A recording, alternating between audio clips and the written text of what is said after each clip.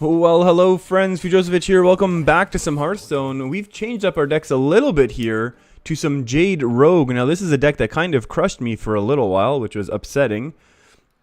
And then I decided, you know what, let's go ahead and give this a try ourselves. And it looks like our opponent's kind of playing a very similar type of thing. So we're going to have to kind of outsmart our opponent here if we're going to be looking to be doing too much work against them. So this deck runs a lot of the traditional, more aggressive style rogue cards, and that's actually a pretty decent card, so that we can kind of get some things going. We run the 2 Journey Belows, 2 Swashbucklers, and then 2 Undercity Hucksters that kind of give us our early game to help us sustain and trade off against more aggressive decks. Then we have our Jade Generators in the Jade Swarmers, Shurikens, Jade Spirit, and Aya. And then we try and combo some of those with the Shadow Caster. And I threw in Elise just because I'm silly like that, and I love throwing in Elise. Oh, and that's a really good card to see that we've gotten a Jade. We're going to go ahead and make our... we're going to trade patches for patches just so in the event that we get hit with a Fan of Knives, it's a little less impactful on us, on our board state, so that's kind of good.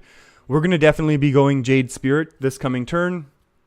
There's a chance our opponent will do the same, but we have a slight board advantage. Here our opponent can obviously still be trading off with the hero power, so we're not in that great shape. We also have the SI7 because it's kind of a good card. 3 mana, deal 2 damage, 3/3 body is nice. And wow, our Jades are going to be getting out of control really quickly.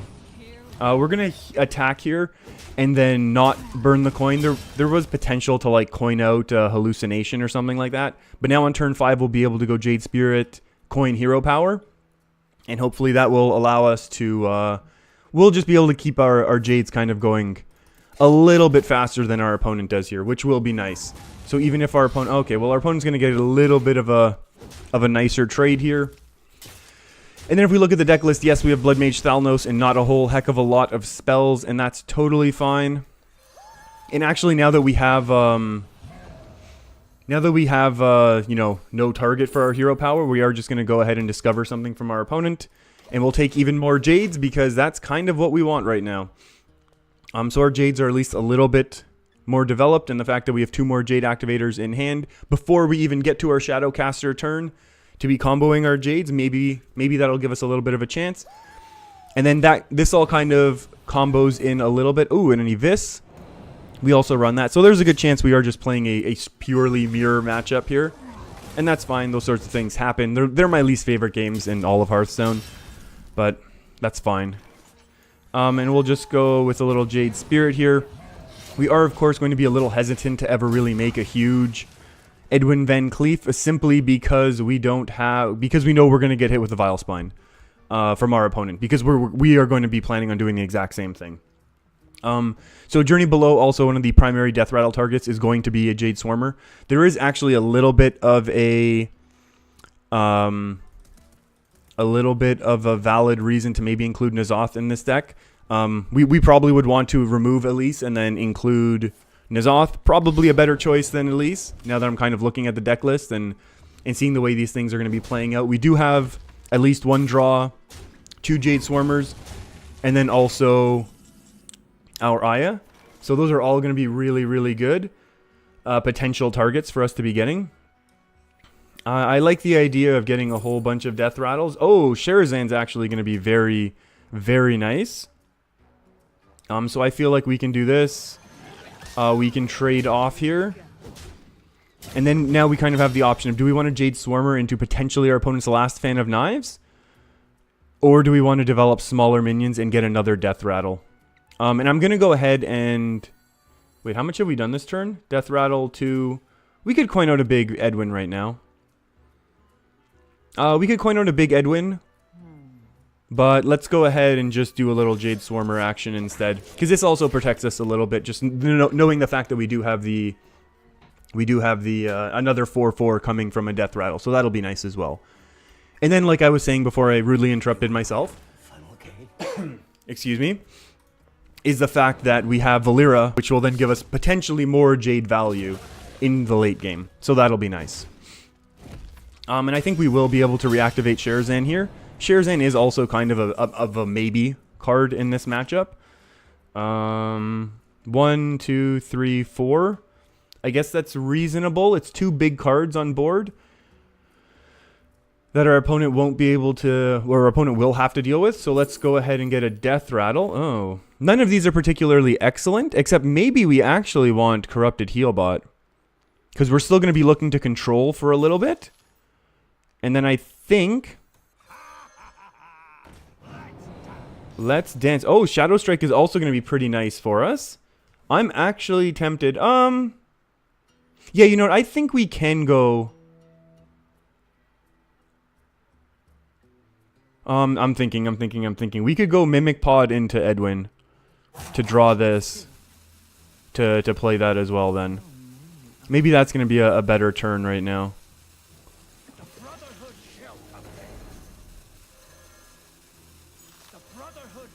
And we'll get rid of this now, this way.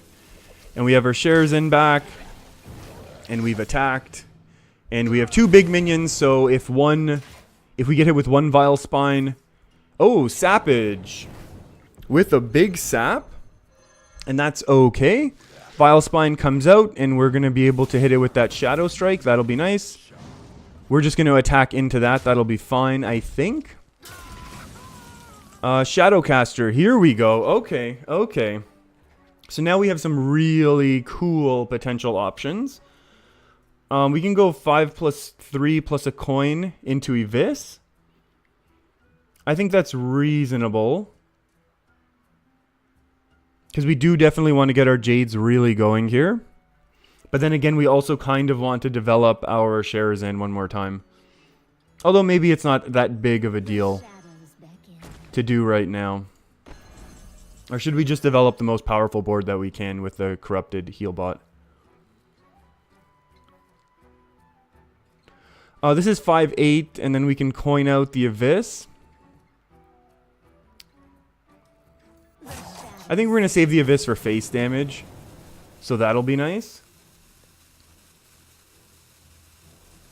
We can do this, and then we can kind of go and do this as well. And now we're definitely sitting here thinking like, hey, why don't we have N'Zoth? Because we have way too many Death Rattles, and a N'Zoth would be crazy, but that's okay. And at the very least, we will be able to slam down our Sherzin in the coming turns. But I think right now just setting up our massive Jades is going to be very, very nice. Especially knowing that we have 5 more left in our deck. So that's going to be kind of, whoa. That's a really slow turn from our opponent right now. So that's kind of interesting. Wow, last Evis on the 4/4 is not really the best thing in the world. But we will gladly take it. We will. We are very low in health. Let's not kid ourselves. Let's acknowledge this, I think. Sherzin. Healbot into Coin Evis. I think that's the best play.